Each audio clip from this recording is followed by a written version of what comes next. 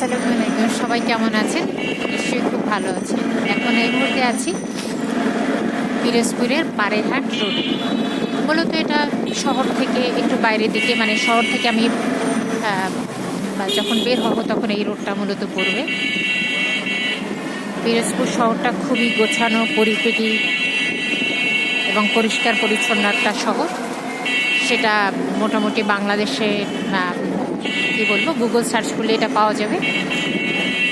আর মজার ব্যাপার হলো পিরোজপুরে শিক্ষিতের হার সবচেয়ে বেশি, যার কারণে এত বেশি এখানে শিক্ষাকেন্দ্র অবস্থিত।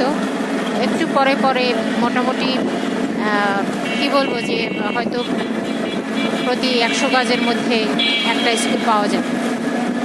এটা একটা ভালো লাগার দৃশ্য আমার কাছে খুব মনে হলো।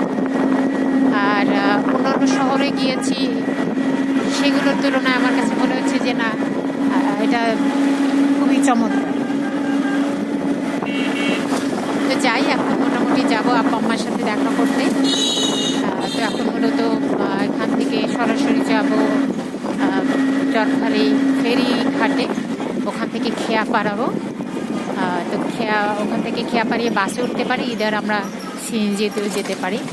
তো চলুন আমাদের সঙ্গে। এবং পথে সুন্দর ভেড়া ছানা বেরোইছে, এগুলো সত্যি অসাধারণ। তো চলুন আমরা যাই, সামনে এগোই।